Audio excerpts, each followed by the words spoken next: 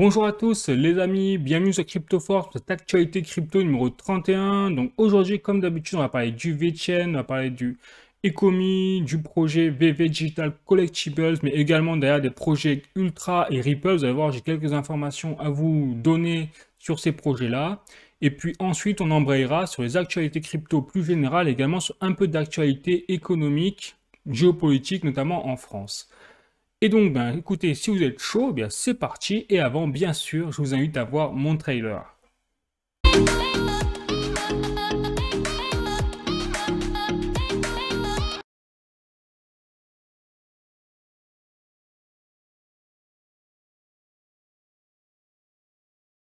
Donc c'est parti, j'ai commencé avec le projet VeChain comme d'habitude. Donc regardez, j'ai un tweet de la fondation VeChain directement ici qui rappelle tout simplement bien le rôle en fait de la fondation VeChain et surtout la consommation énergétique du VeChain qui est l'équivalent de 0,04% des autres blockchains. Donc là, on voit que sur le plan technique énergétique, la fondation VeChain et surtout le VeChain en tant que blockchain en train de tout balayer son passage et que par rapport au Bitcoin, sur le plan technique, je rappelle bien sur le plan énergétique, le VeChain en fait est l'équivalent moderne et que le Bitcoin en fait a été relégué au Moyen-Âge sur ce plan-là.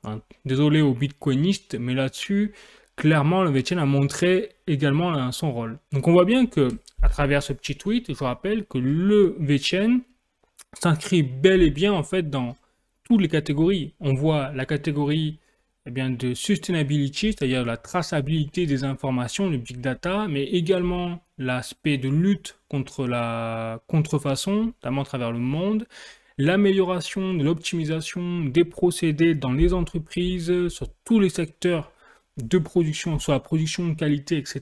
Donc on voit que le VeChain a vraiment sa carte à jouer, mais en plus sur l'aspect énergétique, avec la transition énergétique, comme on voit que c'est l'enjeu du moment pour les gouvernements, les citoyens, les gens, etc., avec leur morale, bref. Voilà, donc là-dessus, on voit que le VeChain est une blockchain très peu énergétique. Bon, je continue avec une autre information, cette fois très importante, de la fondation VeChain qui a publié à travers son article Medium, son rapport financier du premier trimestre de 2023 que j'ai ici. Donc j'ai ouvert, bien sûr je vais vous montrer. Donc là je suis bien sur le rapport financier 2023 de VeChain et ça a été publié il y a 23 heures, vous voyez, donc c'était hier. Et donc dans ce rapport, je vais vous montrer le tableau qui résume la chose très bien. Donc là on a, vous voyez, les rapports financiers donc du 31 décembre 2022, c'est-à-dire l'année dernière, au quatrième trimestre de l'année dernière, le VeChain avait 275 millions de dollars dans sa trésorerie. À la fin du premier trimestre 2023, ils avaient 380 millions de dollars. Donc on voit bien qu'il y a eu une petite explosion légère de leur trésorerie entre-temps, et c'est tout simplement dû au fait que comme ils détiennent des crypto-monnaies dans leur trésorerie, notamment des stablecoins et du Bitcoin ETH, VeChain, et bien comme on a eu une augmentation des prix durant le premier trimestre des cryptoactifs, et bien forcément la trésorerie du VeChain a suivi. Et donc ce sera probablement le cas, là je suis prêt à parier ma chemise, que pour le deuxième trimestre de 2023, eh bien, on devra avoir encore une trésorerie qui devrait avoir augmenté, puisqu'entre-temps, on sait que le Bitcoin a atteint les 30 000 dollars et donc a continué à monter par rapport au premier trimestre 2023. Voilà, les amis, donc là, la santé financière de la fondation VeChain est plutôt pas mal. Mais après, bien sûr, il faut faire le comparatif avec les dépenses. Et là, les dépenses, j'ai le tableau ici. Vous voyez, il se porte à 7 millions de dollars au total, c'est écrit juste là. Donc on voit bien que cet aspect-là, la fondation VeChain, elle a 1,8% de sa trésorerie qui est dédiée aux dépenses, c'est-à-dire rien du tout quasiment. Donc là, on voit bien que, en plus, dans un cadre, il faut rappeler, on est dans le bear market. Donc ça veut dire que la fondation VeChain a vraiment tout pour, au niveau financier pour être très solide, quoi qu'il arrive au final. Parce que même dans le pire du pire, dans la tempête que nous sommes dans le bear market, dans l'hiver crypto, eh bien, ils s'en sortent à avoir une dépense qui est d'à peine de 1,8% de la trésorerie au premier trimestre 2023. Donc c'est assez phénoménal. Et ça, c'est sans compter, par exemple, le prochain bull run. Mais si on a le Bitcoin qui suit ses promesses et qui, tous les 4 ans, refait un bull run et passe peut-être, disons, soyons fous peut-être les 100 000 $, eh bien ça veut dire que la trésorerie de la fondation VeChain va suivre. Voilà, donc là les amis, très bonne nouvelle hein, pour la fondation VeChain et pour l'écosystème VeChain forcément. Je continue donc sur le VeChain avec cette fois un autre tweet. Et là je vais passer, vous savez, donc on a vu beaucoup de choses avec le VeChain, notamment la contrefaçon, la traçabilité des informations, enfin, etc. L'aspect énergétique, la transition énergétique, mais surtout ce que j'ai pas trop abordé encore dans mes vidéos jusque-là, c'est l'aspect des métaverses et des NFT. Ça, c'est plutôt propre au projet Ecomi. Mais là, on voit que ce qui se passe avec le VeChain, c'est qu'on a également de plus en plus de projets qui émergent, et notamment des gros projets solides comme ExoWorlds. Et là, vous voyez, pourquoi j'en parle de ExoWorlds? Simplement parce que la fondation VeChain retweet ici des informations dispensées par ExoWorld, comme vous pouvez voir ici, qui présente en fait son équipe, si j'ai bien compris. Donc ça, c'est l'équipe de ExoWorld, apparemment. Et donc, à travers là, avec en partenariat, vous voyez la team officielle du VeChain. Notamment, il y a des membres de la fondation VeChain là-dessus. Et donc là, on voit en dessous, il y a Lucas Saint-Laurent, le PDG, le CEO de ExoWorld. Donc, il faut savoir que ExoWorld, en fait, c'est un projet NFT qui est inscrit sur la blockchain VeChain Torque, c'est-à-dire du VeChain.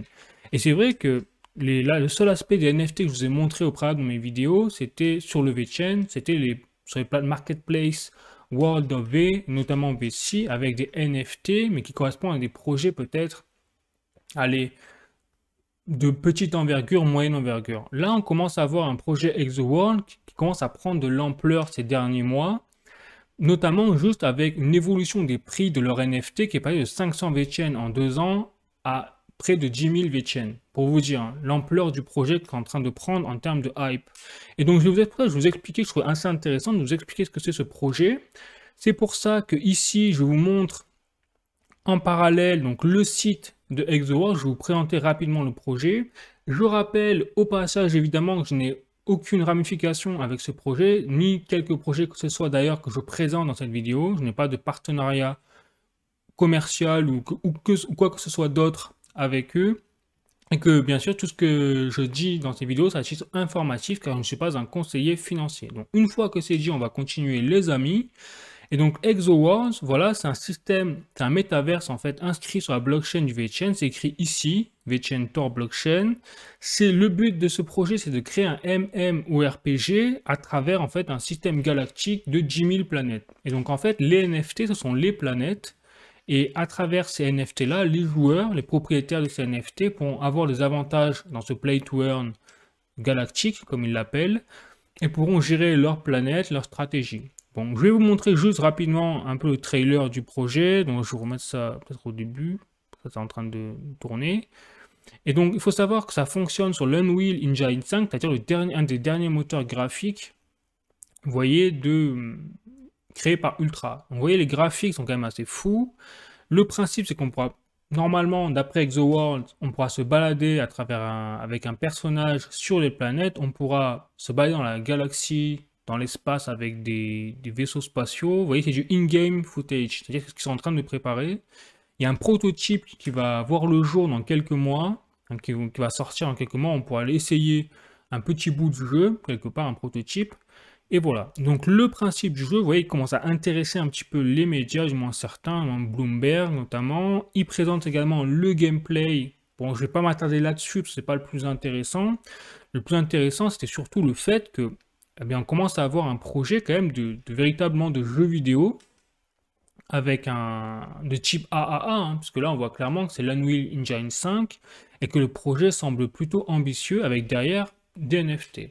Et donc là, on peut voir par exemple les marketplaces des planètes, comme vous pouvez le voir ici. Donc à la limite, je vais essayer de vous montrer une planète sur le marketplace ici directement pour que vous voyez un petit peu, vous fassiez une idée du projet, que c'est du moins les NFT.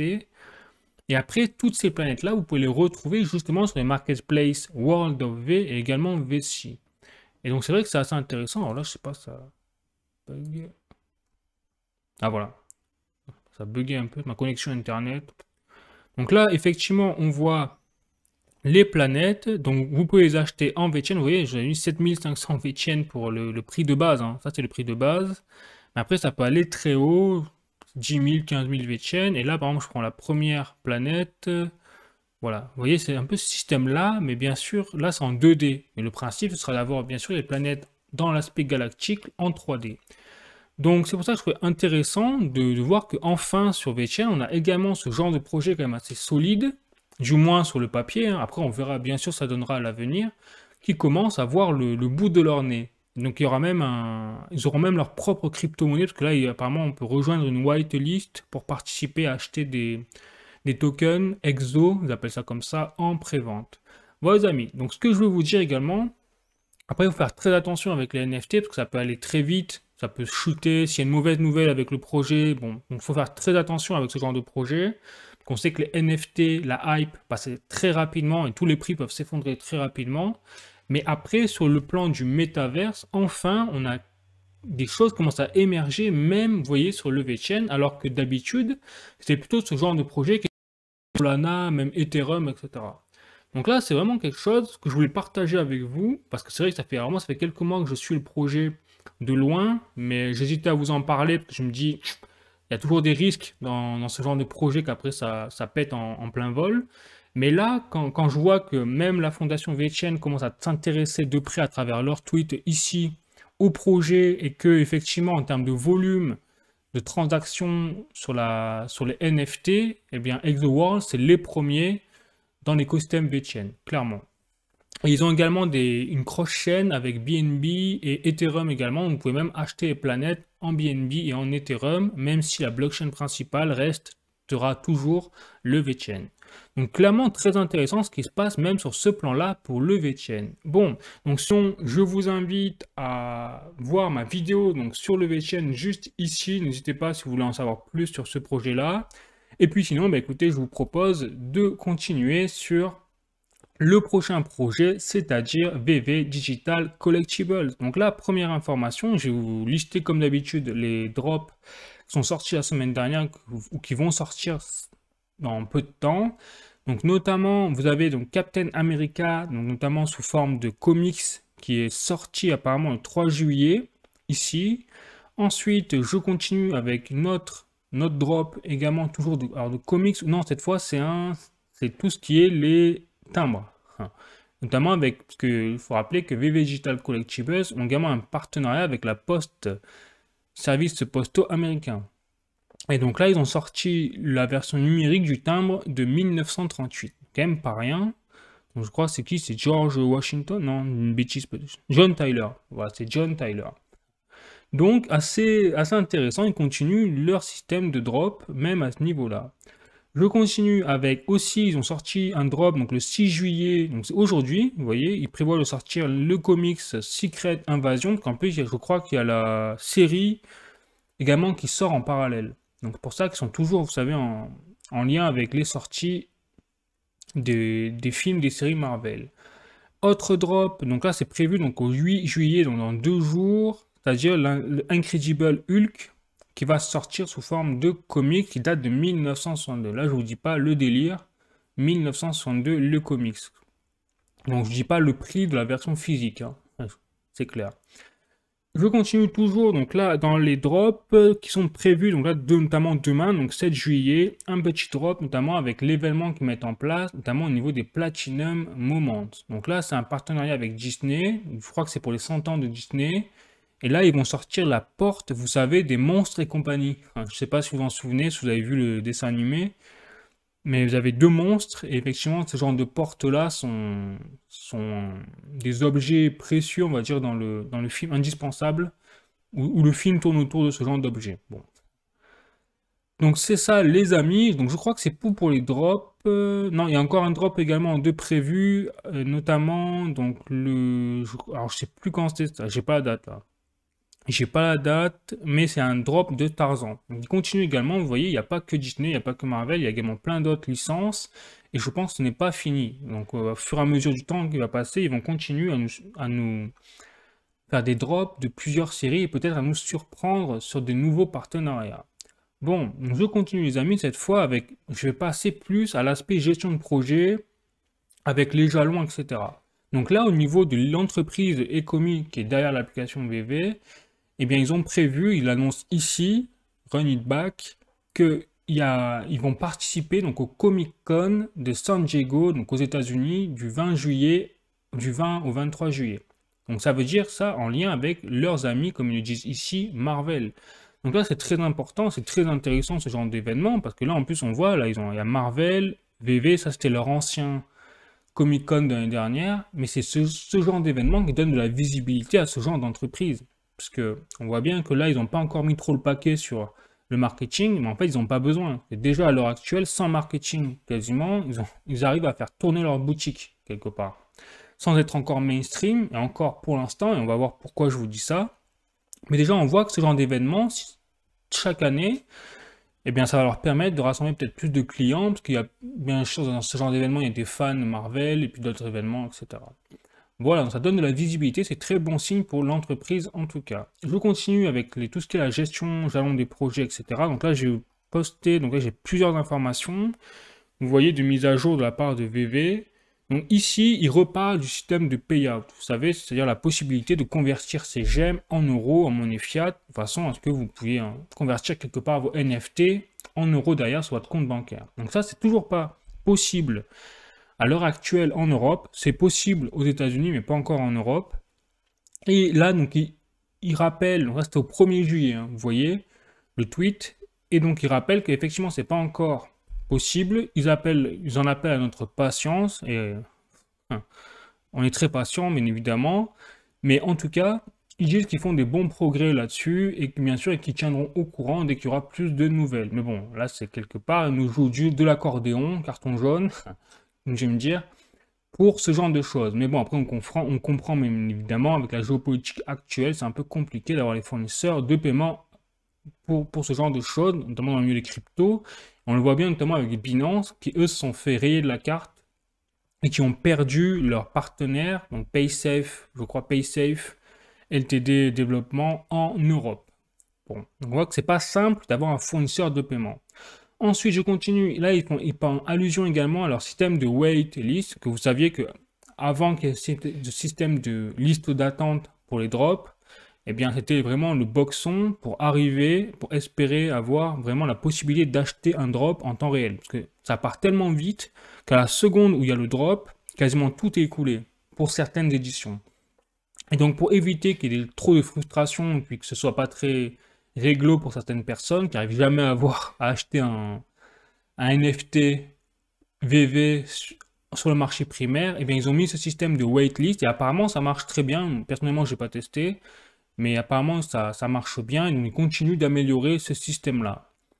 Ensuite, donc ça j'en ai parlé de ces drops-là, très intéressant. Ils parlent maintenant des traductions. Parce que vous savez que l'application VV, elle est pour l'instant disponible uniquement en anglais. Et donc c'est vrai que c'était pour un vrai frein pour les personnes, par exemple, qui sont dans des pays qui ne parlent pas trop anglais. Et bien ça y est, là c'est fini, c'est-à-dire qu'ils ont commencé à mettre en place un système de traduction, notamment déjà pour le français, l'espagnol et le japonais. Donc ça apparemment c'est déjà mis en place, c'est déjà supporté par l'application, avec des petits bugs bien sûr de traduction par-ci par-là, mais ils améliorent ce système-là et surtout, ils montrent que ça y est, ils sont dans la phase, aujourd'hui en 2023, eh bien on va dire de conquête mainstream à l'échelle mondiale des gens pour les ramener sur l'application VV et leur faciliter tout simplement au maximum leur expérience d'utilisation de l'application. Donc là, c'est du lourd, hein, ça paraît de rien comme ça, mais derrière, ça veut dire beaucoup de choses sur le plan stratégique. Et ensuite, enfin, dernière petite nouvelle, là ça date également du 1 juillet 2023, ils parlent de leur futur qu'ils prévoient dans le temps, sur le court terme. Donc ils prévoient de faire de nouveaux événements de crafting, ici avec des mécaniques de crafting particulières. Ils prévoient d'inclure notamment les points du MCP, c'est-à-dire Master Collector Programme que vous avez gagné suivant votre activité sur l'application VV, et bien de pouvoir les utiliser pour les drops, pour d'autres avantages. Et il prévoit également, très important, le digital. Et ça, c'est du lourd. C'est un mot, mais c'est du très lourd, peut-être plus que ce qu'il y a eu auparavant, en termes d'information. Parce que ça veut dire que maintenant, quand on va peut-être acheter des NFT directement sur l'application VV, on aura la possibilité, sur certaines éditions, du moins au début, avant que ça se démocratise peut-être, eh bien d'acheter également une copie physique de la figurine qu'on achète. Voilà, donc là on entre dans un cadre, c'est quand même, ça commence à devenir du lourd parce qu'on rajoute de plus en plus d'utilité à la version numérique des NFT. Et ça c'est très très important et vous allez voir pourquoi quand je vais vous aborder l'actualité crypto plus générale. Donc voilà les amis, donc je crois que c'est tout pour les actualités VV du moment cette semaine. Je vous invite à voir également la vidéo sur VV, Ecomi et la crypto-monnaie OMI qui est derrière également pour en savoir plus. Voilà. Et sinon, eh bien, je passe au prochain projet, c'est-à-dire Ultra. Alors là, j'ai pas beaucoup d'informations à vous passer, j'ai juste une grosse information à vous transmettre. C'est notamment la sortie prochaine de Ultra Arena. Donc Ultra Arena, je rappelle que c'est écrit ici, c'est un tournoi de e-sport qui est mis en place, qui est créé, fondé par la plateforme Ultra, qui va être géré par la plateforme Ultra. Et donc là, alors là, je suis désolé, je me suis pris un peu tard pour vous prévenir, mais vous savez, comme il y a une semaine de décalage entre mes vidéos, et bien du coup, bon ben, en fait, ça avait lieu si vous voulez, les inscriptions whitelist pour intégrer le Ultra Arena avaient lieu jusqu'au 5 juillet, c'est-à-dire hier. Donc désolé, je ne vous ai pas prévenu à temps, mais bon, voilà, j'avais pas trop le choix. Et donc, sachez que ça y est, c'est prévu. Donc le Ultra Arena n'est pas encore disponible, hein, n'est pas lancé sur la plateforme Ultra, mais il va l'être bientôt, ça va être imminent, parce qu'il y a les whitelists qui sont finis. Et ce qui est intéressant du coup derrière, c'est qu'en dessous, ils mettent ce tweet-là, cette information, et ils se disent préparez-vous pour ce mois de e-sport, ça va durer tout le mois de juillet, et chaque semaine, vous aurez un jeu différent. Et donc là, la première semaine, à partir du 7 juillet 2023, vous aurez PUBG, qui sera un tournoi e-sport géré par Ultra Arena. Le 14 juillet, vous aurez Street Fighter V. Le 21 juillet, vous aurez Apex Legends. Et le 28 juillet, vous aurez League of Legends. Et que je trouve très intéressant là-dessus, c'est notamment les types de jeux qu'ils mettent en lumière. Et surtout, ça prouve qu'ils sont en partenariat avec ce type de jeu. Et pourtant, eh bien, si vous allez sur la plateforme Ultra, tous ces jeux-là ne sont pas encore proposés, c'est-à-dire ne sont pas vendus. Et pourtant, c'est des jeux de type AAA. Et si vous regardez actuellement la plateforme Ultra, il n'y a aucun jeu vraiment mainstream encore disponible. Mais par contre, derrière, vous voyez, ils prévoient des tournois quand même, ils organisent des tournois avec ce genre de jeu. Ça veut dire que derrière, je pense qu'ils ont la stratégie, après, de mettre petit à petit des jeux AAA de plus en plus évidents sur la plateforme. Donc là, j'ai l'impression qu'ils savent ce qu'ils font là-dessus et qu'ils ont déjà les partenariats, mais qu'ils attendent avant de les balancer sur leur plateforme. Voilà les amis, donc là, pareil, je vous invite à voir ma vidéo sur Ultra pour si vous voulez en savoir plus là-dessus, sur ce projet-là. Et puis sinon, eh bien, on continue avec le prochain projet qui est Ripple, notamment avec le XRP. Pareil, je suis sur le tweet de l'entreprise Ripple, comme vous pouvez voir ici, et notamment, il rappelle un petit événement, pareil, c'était au 1 juillet 2023, ils ont tous tweeté au 1 juillet 2023, eh bien, il rappelle que ça fait 1 an désormais que Ripple a lancé ses solutions pour créer des CBDC, notamment vous savez, les monnaies numériques de banque centrale. Et donc là, ils disent en dessous, ils récapitulent un petit peu les avantages, notamment de ces CBDC pour le monde, hein, entre guillemets. Et donc, un des avantages, ils le mettent ici, c'est l'inclusion financière. Donc, c'est vrai que vous avez plusieurs régions du monde aujourd'hui qui n'ont pas accès tout simplement au système bancaire, notamment dans les pays pauvres, certains pays en développement, dans des régions éloignées. Et donc, c'est vrai que Ripple, eh bien, a la volonté louable de rendre l'accès à ces personnes-là, d'avoir accès au réseau bancaire. Bon. Ensuite, donc là, totalement d'accord, c'est vraiment une très bonne chose. Si c'est cet aspect-là, vraiment, c'est louable. Par contre, là, ils disent les CBDC conduisent l'innovation. Là, je ne suis pas d'accord. Après, c'est mon avis, hein, bien évidemment. À vous de faire votre propre avis ou non. Mais personnellement, je ne suis pas d'accord et je vous explique pourquoi. C'est parce que les CBDC, je le rappelle, c'est des monnaies de banque centrale centralisées qui découlent de la technologie des crypto-monnaies. Donc, pour moi, ce n'est pas les CBDC qui conduisent l'innovation, c'est la blockchain, c'est les crypto-monnaies. Et donc, c'est derrière, il n'y a pas que les CBDC. Vous avez les cryptos, la blockchain et peut-être les CBDC qui conduisent l'innovation. Mais les CBDC, c'est tout simplement une inspiration des crypto-monnaies. Et c'est même pour moi une régression, puisque les crypto-monnaies, elles sont censées être décentralisées par nature, notamment le Bitcoin, et donc représenter une révolution économique numérique pour l'économie financière mondiale. Parce que ça permet justement d'éviter le piège des dettes, et donc les crises des dettes. Or, les CBDC, comme leur nature est centralisée, eh bien, vu que ça va être les banques centrales qui vont gérer ces CBDC-là, elles ne seront pas à l'abri d'une création massive de la planche à billets, comme on dit, pour les CBDC, et donc derrière de la crise des dettes. Donc on en reviendra au même point, donc ça révolutionnera en fait rien du tout, quelque part sur le fond. Ça révolutionnera effectivement l'accès au réseau bancaire pour les pays en développement, pour les populations plus éloignées, mais sur le fondamental, ça ne changera rien au problème des dettes. Voilà pourquoi je ne suis pas d'accord avec vous, Ripple, mais bon, après, mais pas de problème, ils sont très forts et effectivement, ils ont un brillant avenir devant eux parce que les CBDC, c'est un service seulement qu'ils proposent à travers leur multitude de services au sein de leur entreprise. Bon.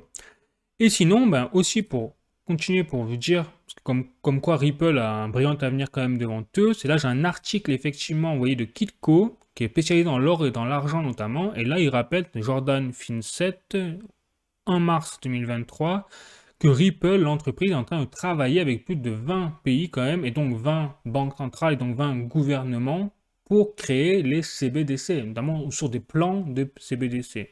Donc là on voit bien que Ripple est en train de devenir un incontournable pour la création des monnaies de banque centrale numériques pour les banques centrales. Et donc c'est encore plus en contraste, ça qui est fou, quand on voit que de l'autre côté, le Ripple est attaqué par la SEC littéralement aux États-Unis. Donc là on rigole littéralement. Bon, voilà les amis, donc je continue maintenant. Alors d'abord, je vous invite à voir ma vidéo sur Ripple, ici où je vous explique le projet. Donc qu'est-ce que je rappelle, hein, les CBDC, c'est vraiment une petite partie des solutions que met en place Ripple à l'échelle mondiale. N'hésitez pas à ma vidéo pour en savoir plus si vous le souhaitez. Et sinon, eh bien, on continue et on va passer aux actualités crypto plus générales, les amis. Notamment avec un premier article du journal du coin.com avec le Bitcoin et les cryptos numérisent l'or, le PDG de BlackRock s'exprime. Donc effectivement, on a... Enfin, c'est du délire là, hein. Là on comprend plus rien également, c'est que il faut savoir que donc, Larry Fink, le PDG de BlackRock, en 2017, il avait déclaré également officiellement que lui, il pensait que les bitcoins et les crypto-monnaies, c'était pour les mafieux, c'était pour les criminels, les pirates, tout ce que vous voulez. Enfin bref, c'était pas du tout quelque chose sur lequel il fallait miser. 5 ans plus tard, ce même monsieur, il vient nous déclarer officiellement sur les plateaux télé, il il s'est exprimé sur Fox News, pour vous dire, et il déclare que les bitcoins et les cryptos, c'est carrément une numérisation de l'or. Là, quand même, en termes de valeur refuge, on se retrouve avec les bitcoins, c'est de la daube. Finalement, c'est l'équivalent de l'or numérique. Alors, donc, personnellement, comme vous le savez à travers mes vidéos, ça ne me choque pas sur le fond. Mais c'est juste qui me choque, c'est pas que on déclare que le bitcoin soit analogique à l'or numérique, c'est juste que ce genre de personnes, à travers une entreprise qui gère quand même entre 8 000 et 10 000 milliards de dollars, fasse en 5 ans un retournement à 360 degrés sur lui-même pour déclarer finalement que le Bitcoin c'était le top, finalement. Avec c'est pas écrit ici, mais effectivement il a déclaré en plus que le Bitcoin c'est un asset, un actif de classe internationale. Donc là, qu'est-ce qui se passe dans sa tête? Eh bien, justement, on n'en sait rien.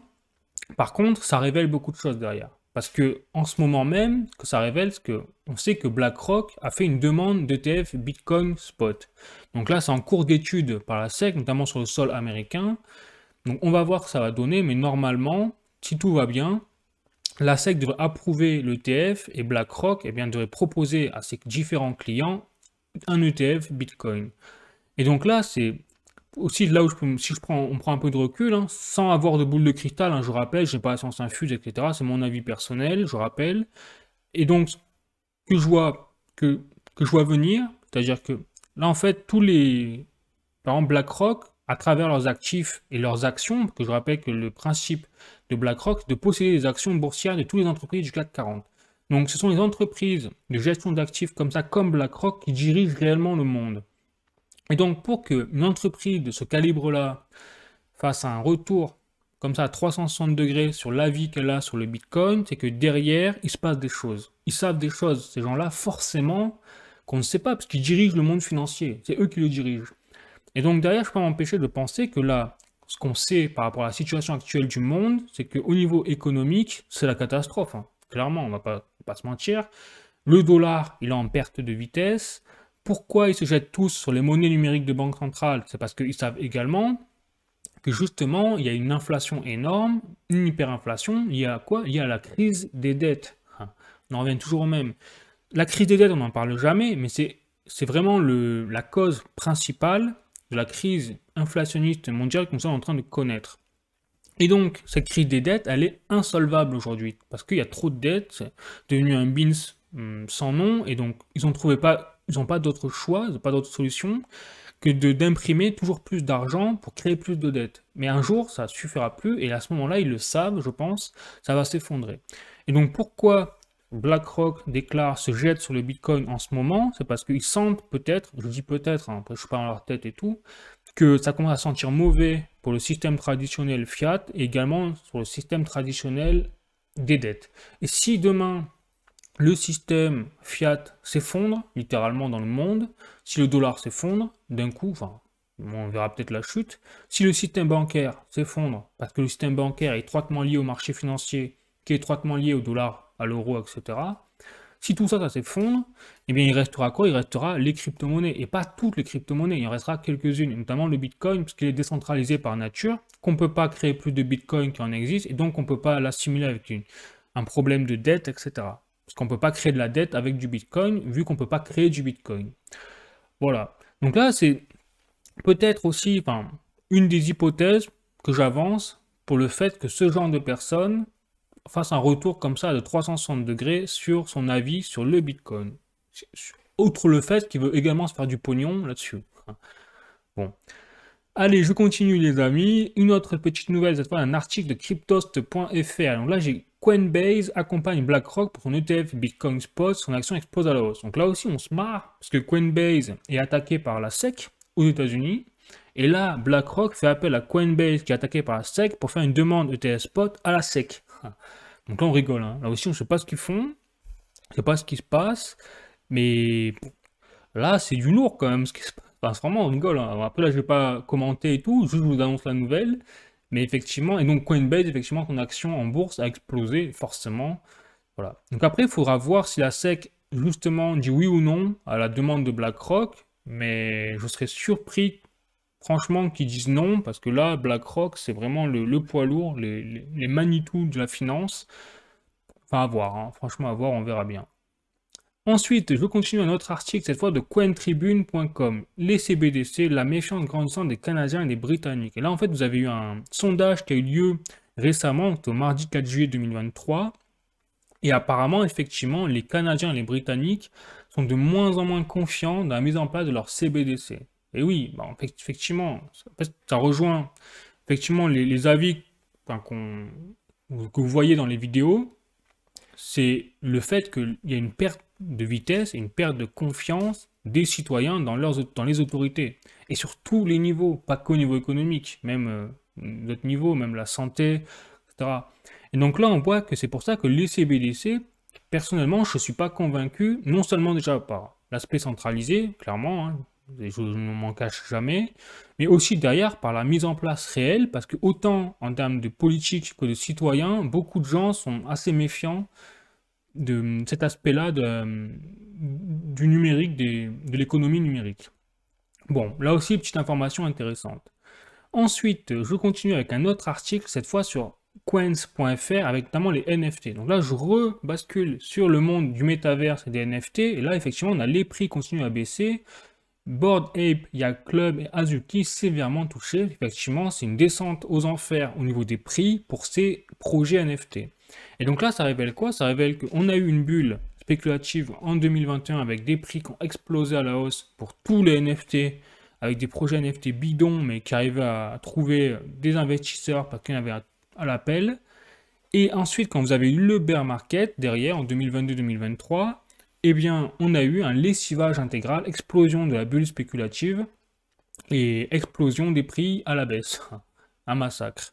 Et donc là, ce qui se passe, qu'est-ce qu'on voit? On voit que tous les NFT liés à quelque part à l'art, hein, entre guillemets, qui n'ont pas d'utilité, eh bien, c'est les premiers à se faire défoncer.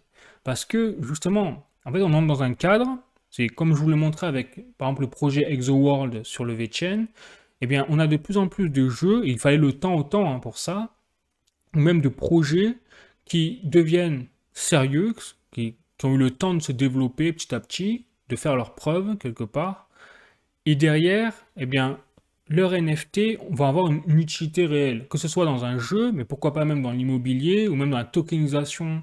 On l'a vu notamment même dans le monde, il y a certains services administratifs ou gouvernementaux qui veulent s'appuyer sur la tokenisation pour faciliter la transaction des informations, les data, etc. Donc on voit que les NFT, en fait, au début c'était de l'art, c'était des images. Aujourd'hui, les images, c'est le Moyen-Âge en fait déjà. Et quelque part, c'est l'utilité qui fera la valeur peut-être plus d'un NFT à l'avenir. Bon, après, ça reste à voir. Hein, je vous le dis, le pas de science exacte, on ne connaît pas l'avenir. Mais en tout cas, force est de constater qu'aujourd'hui, il y a une baisse massive des prix de tous les NFT liés de près ou de loin à l'art. Parce que derrière, il n'y a plus d'intérêt réel à part l'aspect spéculatif pour ce genre de NFT. Après, on verra au prochain bull run, si les prix repartent à la hausse pour ce genre de collection, mais je ne m'avancerai pas là-dessus. Et en tout cas, enfin, personnellement, je sais que j'y toucherai pas parce que je préfère investir sur des choses, personnellement, hein, qui ont une réelle utilité derrière. Et toujours pour s'engager sur le long terme, comme tous les projets que je présentais ici dans cette vidéo. Bon les amis, moi je trouve quand même assez intéressant comme information. Et enfin, dernière information, cette fois plus économique, vraiment géopolitique, c'est un article de latribune.fr. L'activité s'est contractée en juin dans le secteur privé proche d'une récession. Là, on est en France. Donc c'est ce que je vous disais il y a quelques semaines. On a eu des annonces de la récession de l'Allemagne, on a eu une annonce de la récession de l'Europe en moyenne. Mais on n'a pas encore eu d'annonce de récession de la France. Pas encore, mais il ne faut pas rêver. En tout cas, ce que je m'étais prononcé là-dessus. Hein. Je pense qu'on va avoir une annonce dans pas longtemps d'une récession de la France, et c'est presque inévitable en fait. Parce que l'Allemagne, c'est la première économie d'Europe. Nous, la France, aujourd'hui, on est quasiment une des dernières économies d'Europe dans le sens de la balance commerciale. On a une des pires balances commerciales au monde. Enfin, pas au monde, en Europe. Et donc, ce qui veut dire, c'est que si on n'arrive pas à se rattraper sur le secteur industriel privé, eh bien du coup on est mort au niveau économique. Franchement, ça ne fait pas plaisir de vous le dire, j'aimerais vous dire l'inverse, mais voilà, là il y a une mauvaise nouvelle quand même là-dessus. Et donc là c'est inquiétant quand je vois ce genre de nouvelles, hein, c'est un article très récent, date d'hier ou d'avant-hier. Eh bien on voit en fait, ils expliquent dans la tribune.fr, je vous mettrai l'article en source, vous pourrez le lire, que cette proche récession en fait, du secteur privé en France, il est causé donc également par forcément les crises Covid, la crise de la guerre Russie-Ukraine, mais surtout de la hausse très rapide des taux directeurs des banques centrales. Et oui, parce qu'en fait, ça a contracté, la hausse des taux a été telle et tellement rapide qu'elle a contracté à elle seule en fait l'économie de l'Europe. Donc en fait, en voulant lutter contre l'inflation, les banques centrales sont en train justement de créer le chaos économique, notamment en zone euro. Et pas qu'en zone euro, hein, même aux États-Unis, ailleurs, etc. Donc là, on voit que franchement, ça sent mauvais quand même au niveau économique pour nous, la France, surtout dans le cadre industriel dans lequel nous sommes. Et encore pire que ça, c'est-à-dire que nous, on va avoir la double peine, parce que nos entreprises, elles sont également en train de payer aujourd'hui le prix des pré-Covid. C'est ce qui est écrit dans l'article notamment de la tribune.fr, c'est qu'ils font référence notamment aux entreprises qui doivent rembourser leurs pré-Covid. Donc là, dans une période où en plus vous avez vu les émeutes, vous avez vu les dégradations, enfin, la totale. Donc là, c'est chaud pour les entreprises françaises. Voilà les amis, bon bah écoutez, c'était tout pour aujourd'hui, pour l'actualité crypto numéro 31. Donc n'hésitez pas à mettre un like si vous avez aimé, si vous avez appris des choses. N'hésitez pas à vous abonner à ma chaîne pour supporter ma chaîne, pour m'aider, pour m'encourager dans mon travail, faire d'autres vidéos. Ça fait toujours plaisir d'avoir des abonnés en plus et des likes, bien évidemment. Et puis sinon, bah écoutez, je vous invite à prendre soin de vous. À la prochaine, à bientôt, ciao.